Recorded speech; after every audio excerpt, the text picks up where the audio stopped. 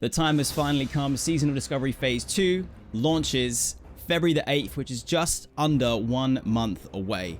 We've got a few details, and no joke, very few details, released from Blizzard in the form of this 10-second trailer clip on Twitter, and also on a blue post, which is equally just as shallow in terms of like maybe 2 sentences of information.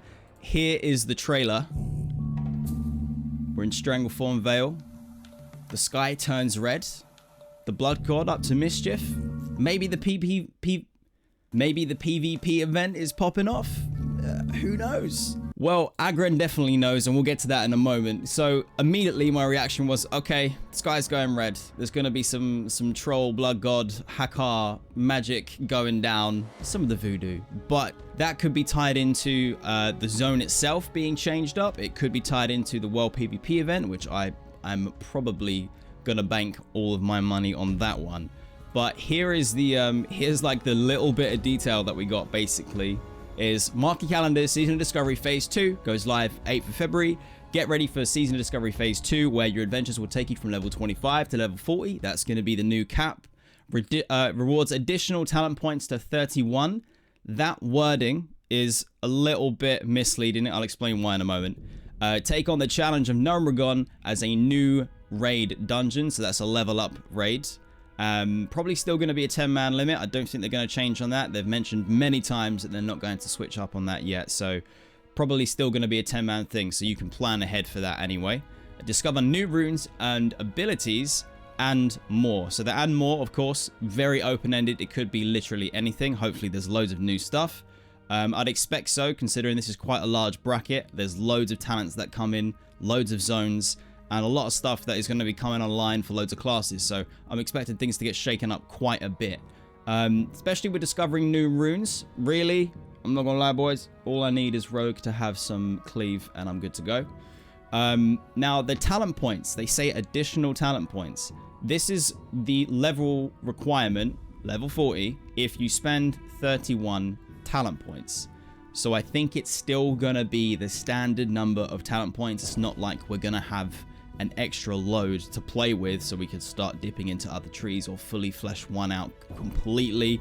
So don't get too hyped on that specific thing. But the Blood God, now Josh Greenfield, aka Agren, one of the GOATs of all time for Classic in my opinion now, he said there will be blood as he quote tweeted the announcement trailer.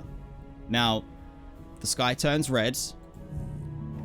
We know Hakkar the Blood God is a thing.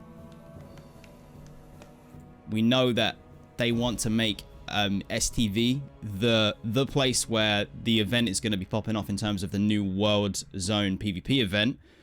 That all lines up. What does that mean? Does that mean that we're going to possibly have a window where we need to do loads of killing in certain areas, or maybe it's like you do PvE focused mob like grinding to fill up and collect blood, to deposit the blood in places, and then it kicks off some kind of event. I don't know, but we've got a few little comments here from Agrand that kind of give us just a little bit more information. So Just Franklin says STV gonna be a slaughterhouse. Agrand is like, you truly have no idea how right you are. So it's definitely going to be blood related. The sky's going red. Hakkar's out there. And it's probably going to be the PvP event. Leo, hey Josh, any updates on the new 2-hand enhancement runes? Yo, I'm sure you'll discover more on them soon. You can assume that's a yes, basically. There's going to be a 2-hand enhancement rune. Whether or not it's going to be like, you know, providing an even better Wind Fury or something, we'll have to find out. Is the STV PvP event going to be a new thing, or is it going to be a redux of the Ashenvale event? I never know if I'm reading that word redux or redo or redo. I don't know, and I don't care. Completely different from Ashenvale, so it's not going to be a carbon copy. There's going to be a new mechanic, which of course is what we want to see, and we can look forward to at least having some new kind of interaction. I personally think something that has us go out, kill stuff, and collect blood, and give it more blood for the Blood God, baby. You know what I'm saying. I think that's pretty much it on like places where he is actually dipped in and given a little bit of reply. I'm pretty sure he's got to keep his lips pretty sealed until closer to the time. I hope that they actually give us no more than this. I want it to just be this, leave it, and we're just going to have to go in full send and discover, you know, it's the season of discovery, that whole thing. Also, just a quick little bit of news. We got Battle for Ashenvale January the 8th hot fixes, which, I mean, it's the 9th right now in the UK, so time zones and stuff. I have no idea how these work.